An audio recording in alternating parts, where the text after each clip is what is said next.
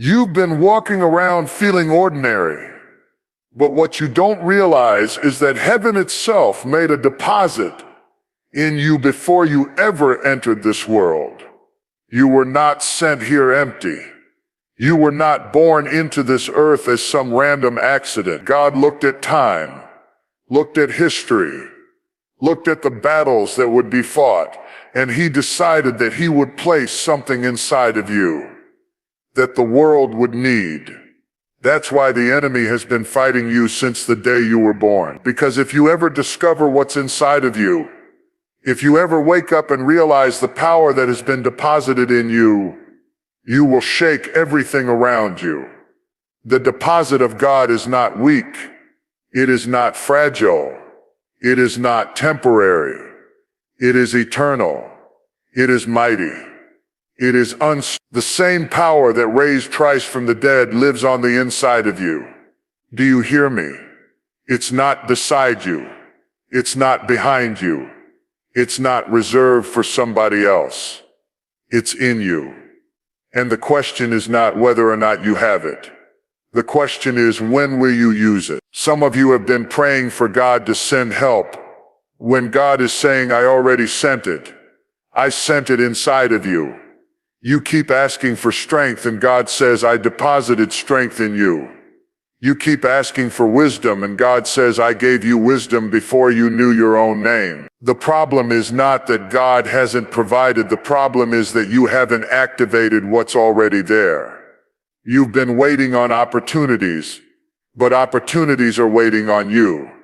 You've been waiting for somebody to open the door, but what if God made you the key? You've been waiting for approval, but the truth is you've already been validated by the one who created you. Stop shrinking down when you were built to stand tall. Stop apologizing for the anointing that rests on your life. Stop hiding the treasure because you're afraid of being criticized. That treasure was not meant to sit buried under fear. It was meant to be poured out into the earth. You don't have to wait until you feel ready. You don't have to wait until you think you're qualified. God does not call the qualified. He qualifies the called. If you've been called, then you've been equipped. If you've been chosen, then you've been empowered. If he placed it in you, he expects you to use it. Don't waste what he placed. Don't bury what he entrusted. Don't sit on what has the power to break chains, lift burdens, and change lives. Some of you have been walking through storms and valleys, and you think those storms disqualified you. But the storm didn't strip the power away. It stirred it up. The pressure you've been under has been pressing the oil out of you. The tears you've cried have been watering the seeds of your destiny.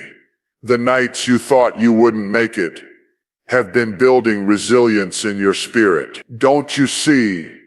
The deposit hasn't been destroyed. It's been developed. Every trial, every setback, every disappointment has been shaping you, molding you, positioning you. And now the earth is groaning, waiting for you to reveal what's inside. Somebody's deliverance is locked inside of your obedience. Somebody's breakthrough is connected to your yes. Somebody's healing is tied to your courage to open your mouth, to step out, to believe again. You don't have the luxury of holding back. Too much has been invested in you for you to stay silent. Too much has been deposited in you for you to sit idle. The enemy wants you to think you're powerless. He wants you to think you're insignificant. He wants you to think that your past disqualifies your future. But I came to tell you, the power in you is greater than the pain around you. The power in you is greater than the people who walked away. The power in you is greater than the mistakes you've made. What God placed in you cannot be canceled, cannot be stolen, cannot be diminished. But here's the truth. Power unused is power wasted. Potential that never shows up is nothing but a dream. You can't just keep saying you believe without stepping out. You can't just keep singing about power without ever walking in it. At some point you've got to rise up and say, this is the moment. This is the season. This is the hour. I'm not waiting any longer. I'm about to use what God gave me. The world doesn't need another copy. It doesn't need another echo. It needs the authentic version of you walking in the fullness of what God placed in you. It's time to stir up the gift. It's time to unlock the deposit. It's time to step out of hiding, because everything you need to step into your purpose is already in you. The power has already been deposited. The only question is, when will you use it? You were never born into this world empty. Long before you took your first breath, long before anyone knew your name, God had already filled you with purpose. He placed something inside of you that is not common, not ordinary, not disposable. It's not something that can be purchased in the marketplace, and it cannot be stolen by another person. It is a divine deposit. When God created you, He didn't just shape your body or give you a mind. He breathed into you a portion of Himself. That breath carried power, creativity, vision, resilience, authority, and everything you would need to walk through the challenges of life. When you look at yourself in the mirror, you may only see your reflection, but what's inside of you is far greater than what's visible to the eye. You see your flaws, your scars, your insecurities, but God sees the treasure He placed within you. Too many people go through life measuring themselves by external circumstances, by where they were born, by what they have, by what others say about them. But the truth is, the most valuable thing about you is not what's around you. It's what's within you. If you could only grasp the weight of what God entrusted to you, you would never belittle yourself again. This deposit is power, and it is not a weak, fragile kind of power. It is not a temporary spark that fades when life gets hard. It is the same power that raised Jesus from the dead. Think about that. Resurrection power. The kind of power that calls things that are not as though they were. The kind of power that breaks chains, heals wounds, restores brokenness, and creates possibilities where there are none. That is the power God placed in you. It does not belong to a chosen few. It's not reserved for the preacher, the prophet, or the worship leader. It belongs to every child of God, including you. The challenge is not whether the deposit is there. The challenge is whether you believe it enough to walk in it. Many people live their entire lives begging God for what He already gave. They pray for strength, forgetting that He deposited strength inside of them. They cry out for wisdom, unaware that wisdom was placed in their spirit before they even enter the world. They keep asking for courage, when courage is already lying dormant within, waiting to be active. You don't need God to put more into you. You need faith to awaken what's already been given. The enemy knows this, which is why he works overtime to keep you distracted, discouraged, and doubtful. He cannot remove the deposit. He doesn't have that kind of authority. But if he can blind you to it, if he can convince you that you are powerless, if he can make you live small, then he can keep you from ever accessing what God invested in you. That's why you've been under attack. That's why opposition rose up against you when you started to dream bigger. That's why people misunderstood you when you tried to step out in faith. It wasn't because you were weak. It was because you were powerful. The deposit in you threatened the kingdom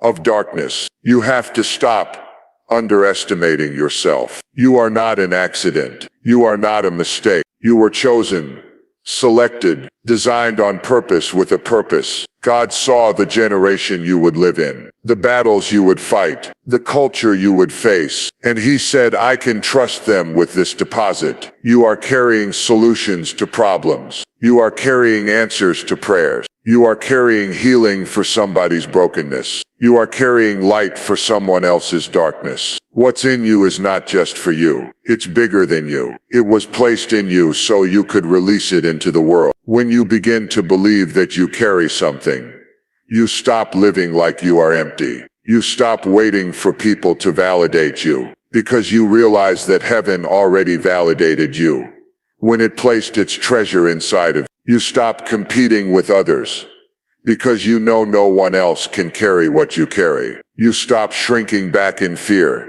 Because you recognize that power is not given for hiding. It's given for impact. The power in you is not limited by your background. It doesn't matter if you grew up in poverty, if you never finished school, if you made mistakes, or if people counted you out. The deposit is not dependent on your resume. It's dependent on God's decision. He chose you. He called you. He invested in you. And He doesn't change His mind. You may walk away from it. You may ignore it. You may even run from it. But it will still be there waiting for you to use it.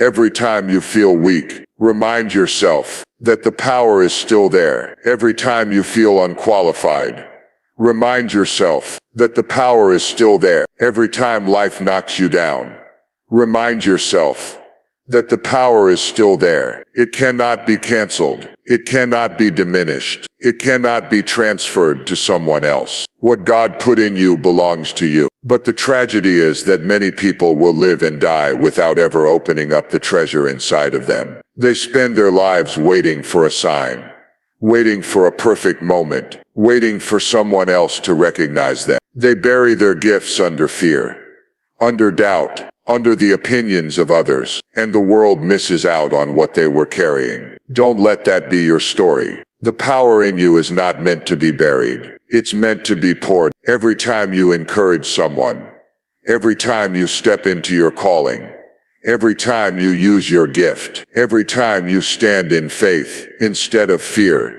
you release that power. And when it flows out of you, it not only changes the people around you, it changes you, it strengthens you, it grows you, it reminds you that you were created for more than just surviving. You were created to live in power, to walk in authority, to manifest the deposit of heaven that has been entrusted to your spirit. You may not feel powerful, but power is not a feeling. You may not see evidence that is it yet, but power is not measured by sight. It is a truth, a reality, a divine investment that lives in you, regardless of your current situation. Your responsibility is to stir it up, to believe it, to step into it, to let it flow. Because the power in you is not waiting to be given. It's waiting to be used.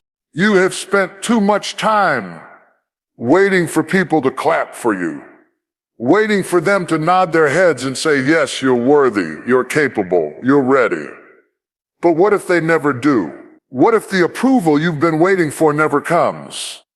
Does that mean you stop? Does that mean you shrink back and leave the treasure God placed in you unused? The truth is, the validation you're chasing from people is something heaven already sealed over your life.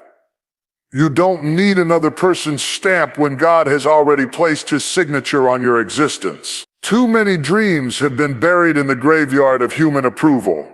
Too many callings have been silenced because someone else didn't clap loud enough. You don't need the cheerleaders when God has already been your covering. The reason so many stay stuck is because they spend more energy trying to convince others of their worth than stepping out in what they know God already said about them. People are fickle. Today they'll cheer, tomorrow they'll criticize. If you build your life on their approval, you'll be tossed back and forth like a wave in the wind. But if you anchor yourself in the fact that God already qualified you, nothing anyone says can move you from your place of destiny.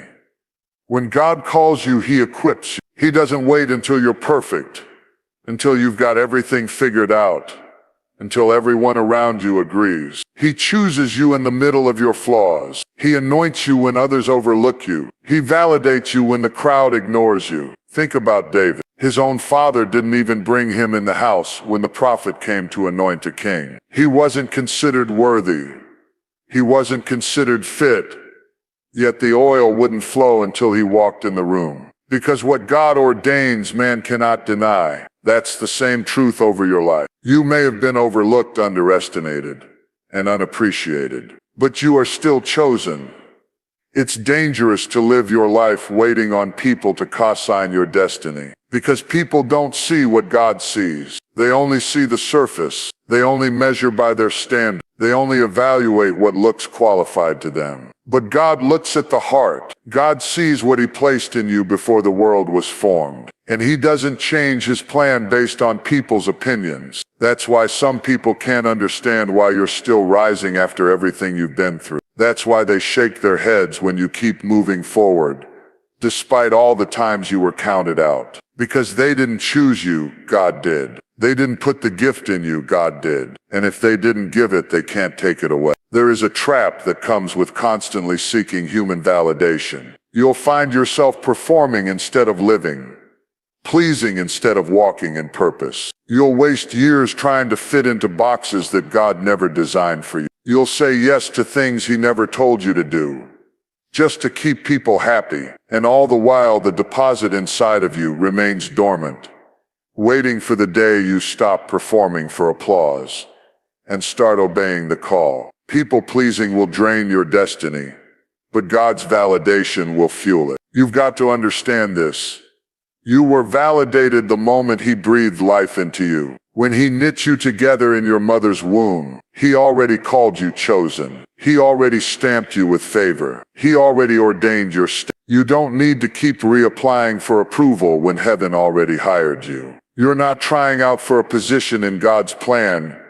You're already in it. You don't need a stage, a spotlight, or an audience to prove it. Just walking in obedience, just showing up in faith, just releasing the gift in your everyday life. That's proof enough. Sometimes the very people you're waiting to validate you are the ones God never intended to understand you. Because your calling isn't for them. Your purpose doesn't require their applause. If they don't clap, keep moving. If they don't see it, keep going. If they don't support you, keep building. Because your validation is not in their hand. The only hand that holds it is the one that formed you, the one that chose you, the one that already said, "You are mine and I have work for you to do." Stop comparing yourself to others. Stop measuring your value by someone else's achievement. Stop waiting until the crowd finally acknowledges your gift. You are not in competition with anybody else. What's in you is unique. What's in you cannot be duplicated. What's in you is yours alone to release. And if you don't release it, the earth will miss it. That's how valuable you are. That's how important the deposit in you is. If you tie your worth to approval,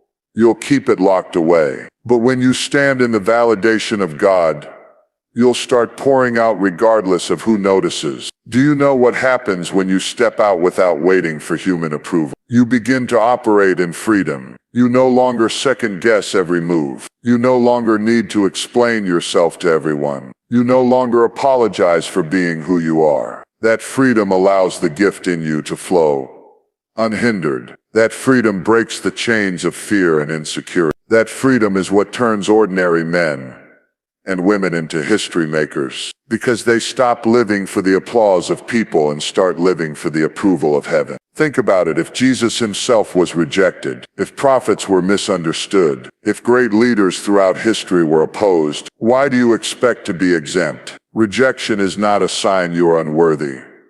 Sometimes it's a sign you're on the right path. Sometimes the absence of human validation is actually God's way of proving that you don't need it. Because if people validated you, you'd think it was their approval that lifted you. But when they reject you and you rise anyway, it becomes clear to everyone that it was God who raised you. This is the season to stop waiting for someone else to give you permission to be who God already said you are. Permission has already been granted. Validation has already been secured. You are not trying to earn a seat at the table. You are the table. You are the vessel, carrying something eternal. Walk like you know it. Speak like you believe it. Move like it's already settled. Because the truth is, it has been settled since before you were born. God's validation is the only validation that matters. And once you understand that, you will no longer waste time chasing what you already have. When storms come, when trials rise, when the weight of life presses down on you, it's easy to believe that something has gone wrong. It's easy to assume that the challenges you face are proof that you're weak, unworthy, or disqualified. But what if the very storm you're running from is the thing shaping you? What if the pressure is not destroying the power in you, but developing it? What if the valley you're walking through is not a punishment, but a preparation? Too many people misinterpret the struggles of life as signs of abandonment, when in truth they are signs of refinement. The fire is not consuming you, it is refining the treasure within you. You see, the deposit God placed in you was never meant to remain raw and untouched. Diamonds don't shine in the rough. Gold doesn't glisten in the dirt. Oil doesn't flow until the olive is crushed. That's the principle of the kingdom. What's inside of you often emerges through pressure. Without resistance, muscles don't grow. Without trials, character isn't shaped. Without storms, faith is never tested. And without testing, the power inside of you remains undeveloped. You're not going through this season because you're empty. You're going through it because you're full. And God is proving and sharpening what He placed in you. Every disappointment, every setback, every heartbreak has a purpose in the process. You might not see it while you're in the middle of the storm, but when you look back, you'll recognize that the pain didn't cancel your power. It revealed it. The nights you cried weren't wasted. They watered the seeds of resilience. The doors that slammed in your face weren't rejection.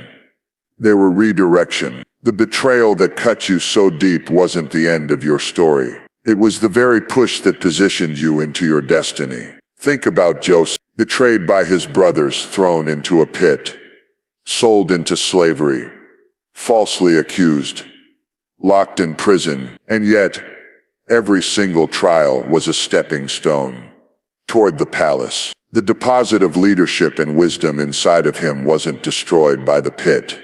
It was developed in the pit. It wasn't destroyed in prison. It was matured in prison. And when the moment finally came for him to step into his purpose, he wasn't bitter. He wasn't broken. He wasn't empty. He was ready, because the storms had refined the gift.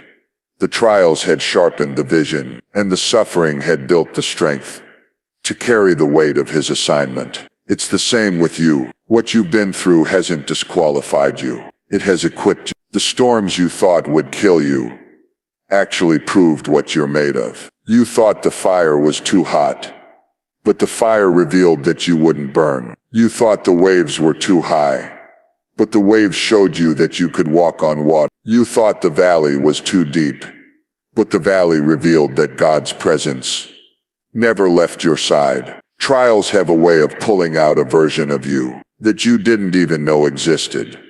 You would never know you were strong until you had to. You would never know you were brave until fear tried to paralyze you. You would never know you had faith until you faced the impossible. This is why storms are not setbacks. They are setups. They are the classrooms of destiny, the training ground for power. When the enemy thought he was breaking you, he was actually building you. When he thought he was silencing you, he was actually giving you a testimony. When he thought he was burying you, he didn't realize you were a seed. And seeds always rise again. The crushing of life doesn't diminish what God placed in you. It multiplies it. When the olive is crushed, oil flows. When the grape is pressed, wine comes forth. Without the crushing, the treasure remains hidden. That's why you can't despise the seasons of struggle. You can't despise the days of tears. You can't despise the long nights of loneliness. Those very seasons are producing something in you that ease and comfort never could. Ease makes you comfortable, but struggle makes you powerful. Ease makes you stagnant, but storms push you into growth. The enemy wants you to interpret your trials as proof that God has abandoned you. But God's silence in the storm is not absence. It's strategy. He doesn't step in every time, because he knows the power he placed in you can handle it. A teacher doesn't talk during the test, but that doesn't mean the teacher left the classroom. God is still with you in the valley, still with you in the storm, still with you in the fire. And when you come out, you'll come out with evidence. You'll come out with wisdom, with strength, with faith, with power that you didn't have before. Because they walked through storms and didn't quit.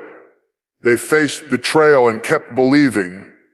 They walked through heartbreak and kept loving. They encountered loss and kept standing. That's why their voices carry authority, why their presence shifts atmospheres, why their prayers break chains, because their power was developed in the storms of life. Don't you see? What you're facing now is not the end of you, it's the shaping of you. That setback that crushed your heart is shaping compassion in you that will heal others. That struggle that tested your endurance is shaping perseverance that will carry you further than you imagined. That valley that broke your pride is shaping humility that will make you a vessel God can trust. None of it is wasted. Every storm is an investment in your destiny. You may feel like you're barely holding on, but that's just the process of being stretched. Growth always feels uncomfortable. Development always feels painful. But the end result is always greater than the pain you endure. That's why the scripture says the present sufferings are not worthy to be compared with the glory that shall be revealed in you. Glory is coming out of the struggle. Power is coming out of the pain. Purpose is coming out of the storm. You don't get stronger by avoiding battle. You get stronger by facing them head on, with the assurance that greater is He that is in you than he that is in the world. You don't grow by running from resistance. You grow by standing in it, enduring it, and letting it refine you. And every time you come out of a storm, you come out carrying more authority, more anointing, more boldness, more evidence that the deposit in you is real and unshakable. So don't curse the storm. Don't despise the valley. Don't fear the fire. They are not there to take you out. They are there to bring out what's inside of you. The deposit has not been destroyed by what you've been through. It has only been developed, sharpened, and prepared for the assignment ahead. The gift inside of you was never meant to remain locked away, serving only you. The deposit God placed in your spirit carries more weight than your personal dreams, more significance than your individual success, more purpose than your comfort. What He gave you was designed to flow outward, to touch others, to transform lives beyond your own. That's why your obedience is so critical. Because every time you say yes to the call of God, every time you choose to step into the assignment, every time you release what's been entrusted to you, someone else's breakthrough is connected to it. Someone's deliverance is tied to your willingness to use what's in your hand. Someone's healing is waiting on your courage to open your mouth. What God deposited in you was not just about you, it was about the people who would encounter Him through you. This is the mystery of purpose. It's never isolated. It always flows. Purpose is generational. Purpose is communal. Purpose is contagious. The seed God planted in you was designed to feed others. The light He ignited in you was designed to shine in the darkness of someone else's life. The wisdom He placed in you was designed to guide those who are lost. That's why sitting on your gift, hiding your talent, burying your treasure is not only robbing yourself, it's robbing the world. You may think your yes doesn't matter, but it does. Think about the people who are waiting for what you carry. There are men and women who will never encounter freedom unless you step into your calling. There are children who will never see the light of possibility until you shine yours. There are broken hearts that will never find hope unless you dare to speak the words that God put inside of you. Your obedience is the key to someone else's prison. Your courage is the answer to someone else's prayer. Your gift is the bridge that leads someone else to their healing. It's easy to believe the lie that your life is only about you, that your decisions are isolated, that your calling affects no one else. But destiny doesn't work like that. Every move you make creates a ripple. Every choice you take impacts lives you may never even meet. When you say no to God, you're not just delaying yourself, you're delaying everyone connected to your obedience. When you hide your light, you leave others stumbling in the dark. But when you rise, when you step out, when you dare to walk in faith, It creates a path for others to follow. Look at Moses. He could have refused the call, but his yes led a nation out of bondage. Look at Esther. She could have remained silent, but her courage saved her people from destruction. Look at Paul. He could have remained bound by shame, but his obedience spread the gospel across nations. What if they had stayed silent? What if they had believed their obedience didn't matter? Whole nations, whole generations would have suffered. And in the same way, there are people tied to your obedience. Their freedom, their future, their breakthrough is connected to your willingness to release what's inside of you. The deposit in you is not selfish. It is selfless. It was designed to multiply, to spread, to reach beyond your own life. And multiplication only happens when you release. A seed that stays in your pocket never feeds anyone. A candle hidden under a bowl never lights a room. A gift locked inside your spirit never transforms the world. But when you sow the seed, when you uncover the candle, when you release the gift, then the power of God multiplies it beyond anything you imagined. Sometimes we delay because we think we're not ready, not worthy, not qualified. But understand this, God didn't give you the deposit because you were perfect. He gave it to you because He trusted you to carry it. And if He trusted you, He already accounted for your flaws. He already knew about your mistakes. He already saw your weaknesses. Yet He still chose you. That means your imperfections don't cancel the assignment. Your past doesn't disqualify your purpose, because the gift inside you is not dependent on your perfection. It's dependent on your obedience. You've been asking, why me? But the better question is, why not me? If God thought you were worthy enough to carry it, then who are you to decide otherwise? If He thought your life was the vessel for this gift, then who are you to question it? Every time you doubt yourself, you're doubting the wisdom of the one who created you. Every time you delay, you're delaying the answer He intended for somebody else. You can't afford to play small when the lives of others are attached to your obedience. Think about the times in your life when someone else's yes changed everything for you. Maybe it was a teacher who spoke life into you when you were ready to give up. Maybe it was a preacher who delivered a word that turned your heart back to God. Maybe it was a parent who prayed for you when you didn't even believe in prayer. Imagine if they had stayed silent. Imagine if they had buried their gift. Where would you be? Now realize, you are called to be that person for someone else. You are called to speak, to pray, to encourage, to lead, to shine. And if you don't, there are people who will miss what only you could have given them. Your life is not small. Your calling is not insignificant. You may never stand on a stage. You may never hold a microphone.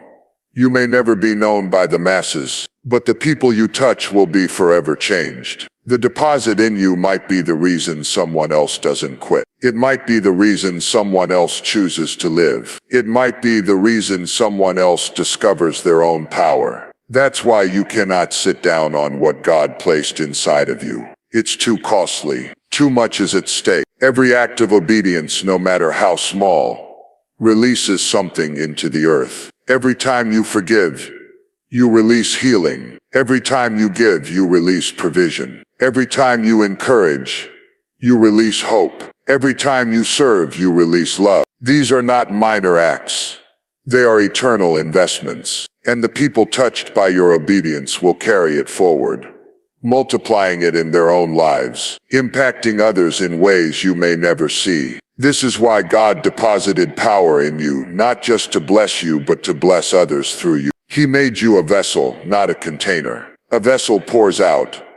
A container just stores. You were not designed to hoard what you've been given. You were designed to pour it, to release it, to let it flow until it multiplies. And when you pour it out, God keeps refilling you. That's why the obedient never run dry. That's why those who give always have more to give. Because the deposit was designed to flow, not to sit idle. So when you feel the urge to shrink back, when fear tells you to stay silent, when doubt convinces you to bury the gift, remember the lives tied to your obedience. Remember the faces you may never see, but who will feel the impact of your Remember that someone's breakthrough is waiting on you to step out in faith. Remember that you don't just carry power for yourself. You carry it for the world around you. And the moment you release it, chains break, hearts heal, lives shift, and heaven touches earth through your obedience. Potential is one of the most dangerous things in the world if it is never used. You can have all the power, all the gifting, all the wisdom, all the ability in the world, but if it sits dormant inside of you, it becomes wasted treasure. Power unused is power wasted. The truth is, God did not deposit His Spirit, His gifts, His anointing in you so you could carry it like a keepsake. He gave it to you to move mountains, to change lives, to shift atmospheres, to advance His kingdom. But if you never step out, if you never act, if you never risk, you will live your whole life with power locked inside, never releasing it into the earth. That is the tragedy of so many people. They sing about power, they pray about power, they shout about power, but they never walk in it. They treat it like a theory instead of a reality. They talk about what they could do, what they might do, what they should do, but they never actually do it. They spend their lives circling the same wilderness, waiting for the perfect moment, waiting for all the conditions to line up, waiting for every fear to vanish.